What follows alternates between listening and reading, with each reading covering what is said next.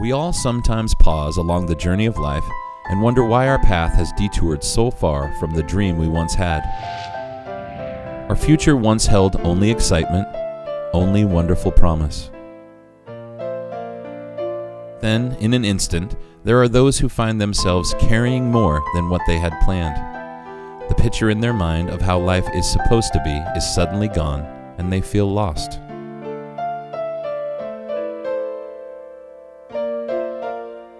Each one hopes that someone could come, lift their burden, and guide them back to the destination they believed was still there for them.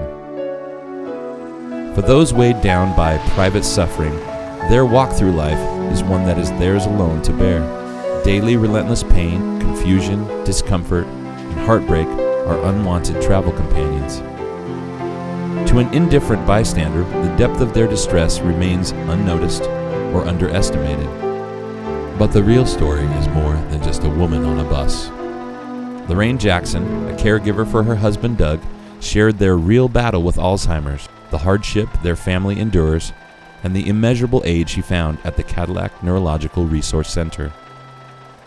Doug started having problems with his golf game. He was a great golfer. He started coming home complaining that his golf game was getting bad.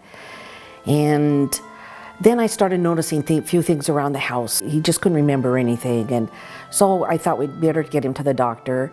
And they diagnosed him at age 60 with early onset Alzheimer's. He worked real hard at fighting the Alzheimer's. And after about 4 years, it hit him real hard. He became very agitated, violent. We knew that it was more than our family could handle. They actually took Doug away from us. They made him a ward of the state. When this happened, I felt hurt. I felt like life had given me a rough start. I mean, we didn't deserve it. Doug didn't deserve it. He's so young, and it hurt my family. Our dream was to retire and travel, and all of a sudden, that just came to a screeching halt. Everything in your golden years are no longer golden. They're gone. I knew that I was going to become a caregiver, and I didn't want to become a caregiver. Caregiving is so hard, and a lot of times the caregivers get very ill from taking care of a sick person.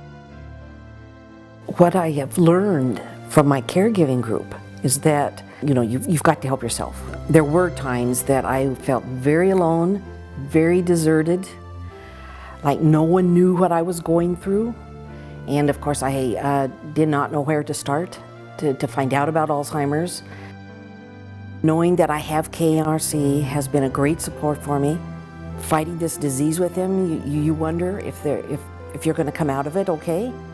I'm coming out of it. I'm going to try to help other people come out of it.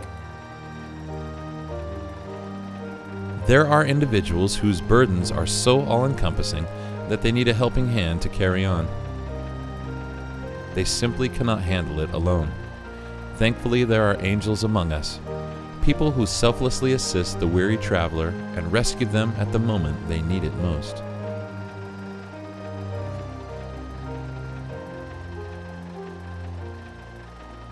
Tina Lagonegro began experiencing the symptoms of Parkinson's disease when she was just 25. She shared her incredible struggle and the life-altering surgery she received. I have this disease and it's not going to go away, it's going to get worse. I wouldn't leave my house for days because I'd be afraid my medicine would turn off. I lost contact with friends. For some people, Parkinson's is just shaking, but for me, there was an incredible amount of pain involved. My medication, for it to come on, was almost like giving birth each time. Like a walk on a warm spring day, I roam through the camp of life with freedom and ease. The motions of my body are like fluid and move from place to place without trouble and with purpose. I savor every ounce of freedom while I have it. But I feel the enemy walking towards me, and like a prisoner of war, I'm taken captive and led away to a torture session.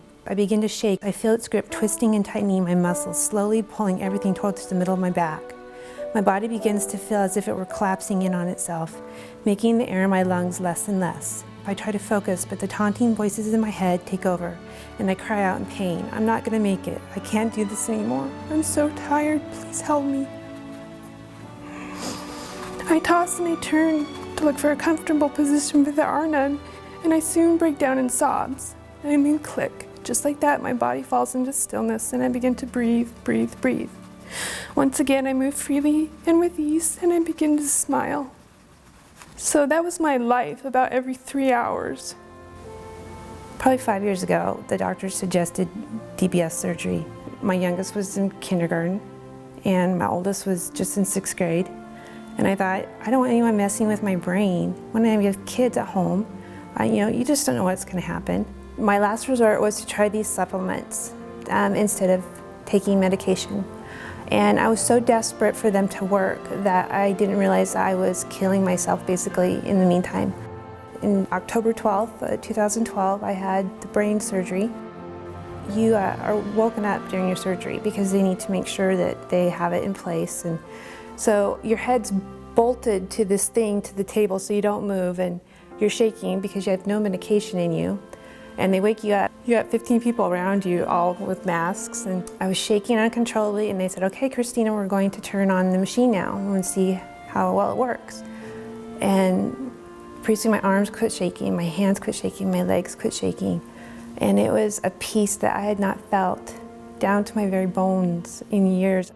Tina shared how over the years her husband Bob has stood beside her and rescued her time and time again. He has been an amazing strength for me. Far, far outweighs everything I've ever expected him to be or do.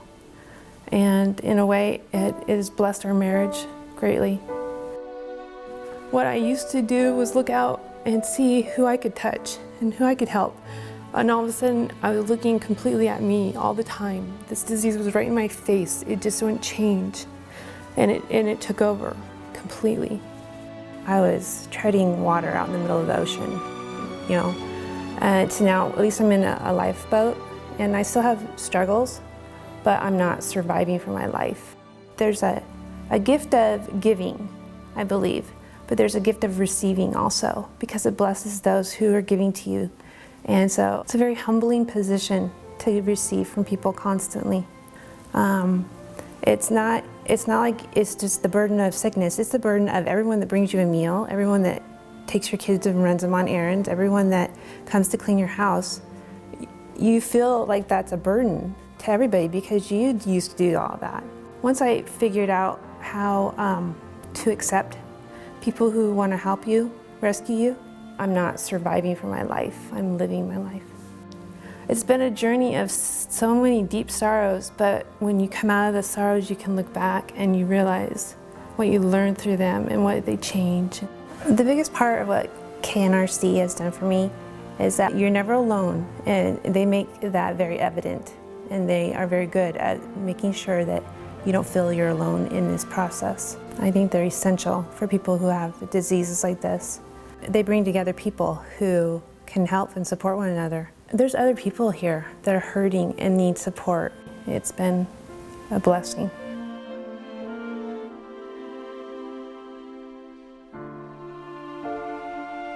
Life is a journey.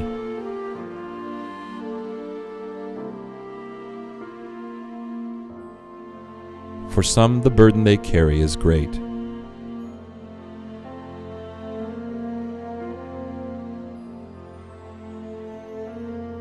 While others pass by unaware of the depth of their pain. It has been said, what measures the worth of the life that you live is not what you get, but all that you give. Your generous donation tonight will directly impact the lives of those affected in our community with neurological disorders.